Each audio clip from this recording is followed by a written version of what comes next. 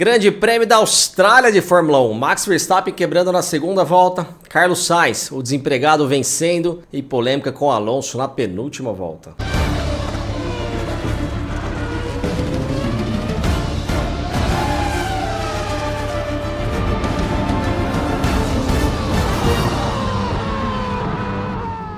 O circuito de Melbourne, na Austrália, é uma pista que, apesar de ser de rua, é dentro de um parque que tem muitas características de um circuito convencional. É uma pista com curvas rápidas, como num circuito normal, mas ao mesmo tempo, uma pista que evolui muito do primeiro treino até a corrida, como um circuito de rua. À medida que os carros vão andando, eles vão removendo a poeira do asfalto e depositando mais borracha. Isso vai gerando mais aderência. O setup que o carro começa na sexta-feira muda bastante até o domingo. É sempre um desafio. Tiveram 3 alterações na pista do ano passado para esse ano. Nas curvas 4 e 10, removeram as zebras mais altas que tinham depois da curva na saída. E na curva 11, adicionaram concreto depois da zebra. Isso tudo deixou a pista um pouco mais rápida na saída das 3 curvas. Para ter uma ideia de como a pista evoluiu, do primeiro treino para a classificação, Max Verstappen baixou 2,6 segundos. Logo no primeiro treino, Alex Albon abusou da zebra, foi pro muro, deu aquela famosa esquiada na zebra, perdeu o contato com o asfalto e foi pro muro. Ele tinha acabado de trocar a caixa de câmbio por uma nova, danificou ela e o chassi. A Williams não tinha chassi reserva. Além dele não ir pro treino 2, a equipe tomou a difícil decisão de colocá-lo para correr com o chassi do Logan Sargent e deixou o americano de fora do Grande Prêmio. Uma decisão polêmica,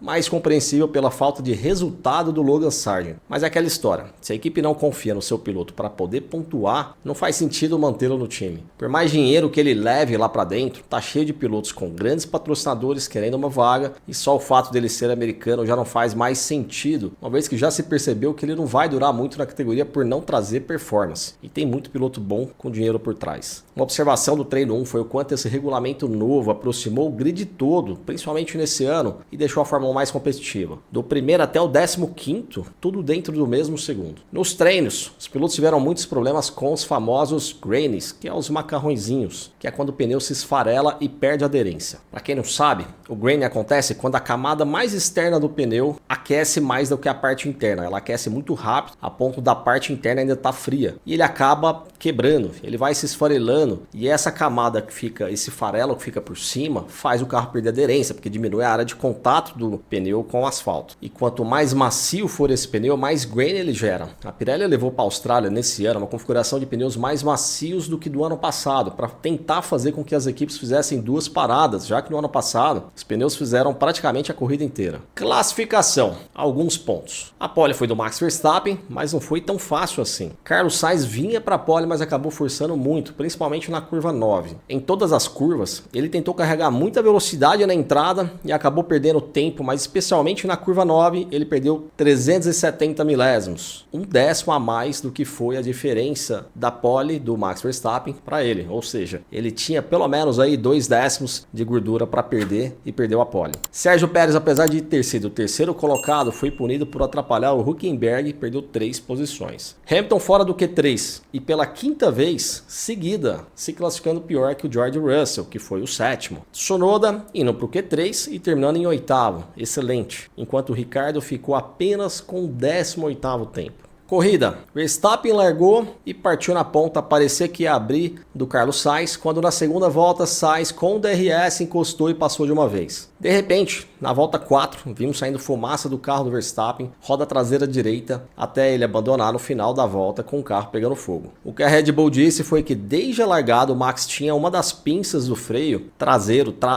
acionado o tempo todo, e isso superaqueceu o disco. Olha a roda do Verstappen como ficou. E logo que largou, na primeira volta, o Verstappen já reclamou que ele perdeu o carro na freada. Isso explica. Se a pinça estava travada de um lado, o freio aqueceu mais desse lado do que o resto. Então quando ele freia, vai frear mais o lado que está mais aquecido do que o outro lado. Normalmente você sente o carro dar aquelas traseiradas estranhas no meio de uma freada, que isso costuma assustar muito os pilotos. Volta 17, Hamilton perdeu o motor e abandonou. Na volta 29, uma ordem de equipe para o Piastri, que estava em terceiro no GP de casa, trocar de posição com o Norris, que vinha mais rápido em quarto, para o Norris tentar buscar o Leclerc. Na transmissão ao vivo lá da Rádio Band News, eu fui contra e vou continuar sendo. Piastri estava correndo em seu país, estava no pódio. Ele abriu mão do pódio e no final Norris não passou Leclerc e a equipe também não deu a ordem para ele devolver a posição. Se fosse questão de segundo e terceiro colocado, Concordo, mas se abrir mão do pódio assim, eu não acho que a equipe fez correto. Corrida sem grandes coisas até a penúltima volta,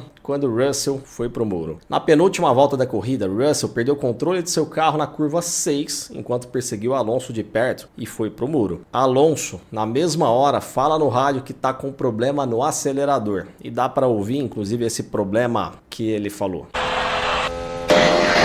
Problems on the throttle.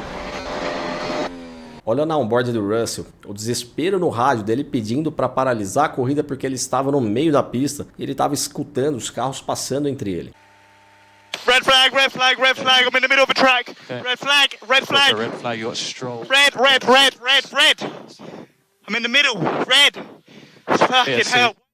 A FIA, depois de analisar os dados, julgou com base no artigo 33.4 e interpretou que Alonso conduziu de maneira potencialmente perigosa. Sem interpretações, vamos analisar os dados. Primeiro analisando a volta anterior. Alonso chega a 281 km/h, reduz até 215 e na volta do acidente, mais de 100 metros antes do ponto normal de freada, com 273 km/h ele freia, percebe que parou muito, volta a acelerar, reduz uma marcha, vai até os 72% do acelerador e freia novamente até os 200 km/h. Nesse ponto da curva, a diferença de velocidade entre uma volta e outra foi de 37 km/h. Pode parecer pouco, mas não é. Um piloto de Fórmula 1 durante uma corrida inteira não vai variar mais do que 20 metros em uma freada, e eu estou exagerando, normalmente vai ser uns 10 metros. As 10 voltas anteriores do acidente do Alonso, olha como ele freia sempre no mesmo ponto, em todas. E agora, olha a volta 57. Russell estava a uma distância de meio segundo, 510 milésimos para ser mais exato. Estava a 292 km/h no momento. Isso representa apenas 41 metros de distância entre um carro e outro. Perceba como a distância encurtou em questão de milésimos. A diferença de distância entre as duas voltas. Primeiro na entrada da curva e agora, olha no momento da freada.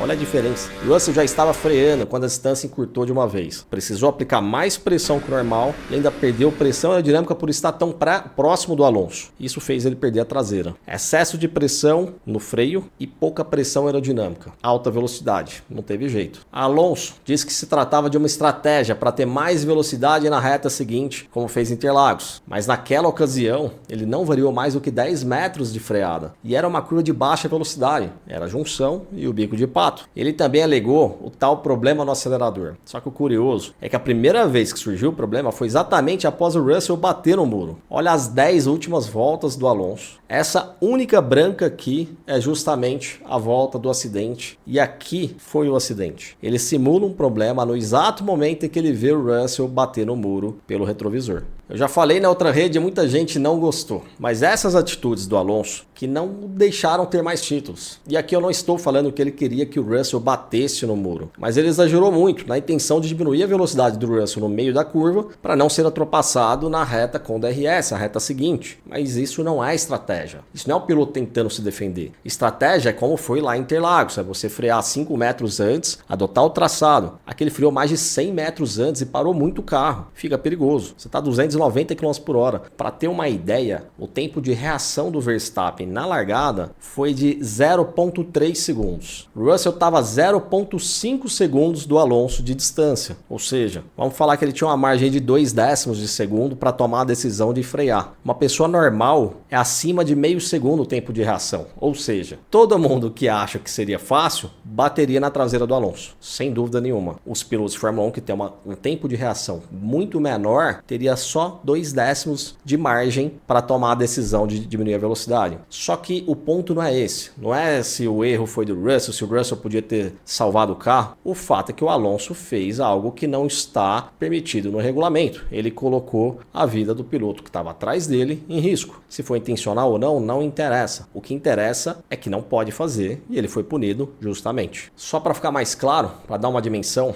o Fórmula 1 no S do Senna freia próximo aos 35 metros antes da curva. A Porsche Cup freia nos 100 metros. São 70 metros separando duas categorias que têm mais de 20 segundos por volta de diferença. O que são 70 metros e agora o Alonso que freia mais de 100 em um Fórmula 1. A punição do Alonso foi de 20 segundos e a FIA explicou que a abordagem deste ano é que quando ela identifica que o caso é grave, ela pratica o drive-thru. Como o Alonso não poderia mais pagar o drive-thru porque a corrida já havia terminado, a punição se converteu para 20 segundos. Na outra rede, compararam a atitude do Alonso com a do Pérez contra o Hamilton lá lá em Abu Dhabi 2021. Esquece. O Pérez não freou no meio da reta, ele apenas matava muita velocidade do Hamilton no meio da curva, não na aproximação. E o principal, era em baixa velocidade. Pérez não colocou a vida do Hamilton em risco a 290 km por hora. Corrida encerrada, com dobradinha da Ferrari e Norris no pódio. Pérez com um discreto quinto lugar e Alonso cai para oitavo. Carlos Sainz, que há 15 dias operava de um apendicite, venceu de forma heróica e alugou um prédio na cabeça da Ferrari e do Leclerc. Primeiro, que a Ferrari mandou Carlos Sainz embora e agora ele performa melhor do que Leclerc. A Ferrari trocou ele pelo Hamilton, que está desmotivado lá na Mercedes e performando pior do que o Russell. Leclerc, que não consegue melhor que o Sainz, ano que vem pega talvez o maior desafio de sua carreira, caso o Hamilton esteja motivado. Enfim, os bastidores em Maranello estão bons demais esse ano. Bom resultado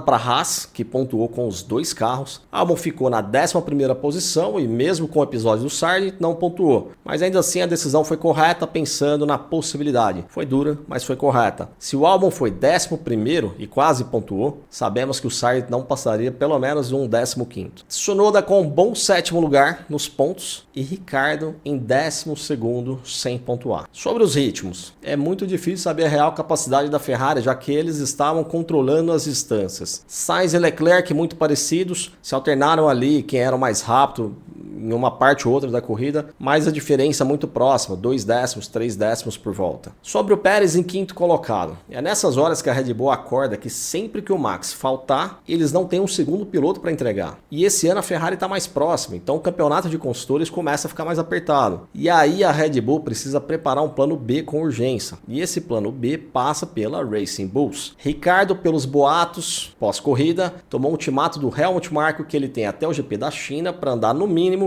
no nível do Tsunoda. Caso contrário, Liam Lawson assume dali para frente. E para jogar uma pimenta nisso tudo, Christian Horner declarou no final da corrida, quando foi perguntado sobre esse caso do Ricciardo com o Tsunoda, ele falou que existe um desempregado muito rápido, obviamente falando de Carlos Sainz, e que mostrando que ele pode sim buscar alguém do lado de fora da casa. Minha opinião, eu gostaria de ver no ano que vem Sainz na Red Bull, Alonso na Mercedes e Hamilton na Ferrari. Que belo campeonato podemos ter. Próximo GP é no Japão, na pista raiz de Suzuka, curvas rápidas que podem favorecer a McLaren e a Red Bull e afundar ainda mais a Mercedes. Será que a Ferrari continua ameaçando a Red Bull? Obrigado a você pela audiência, curte esse vídeo, compartilha, liga o sininho. Se não inscreveu ainda no canal, tá esperando o quê?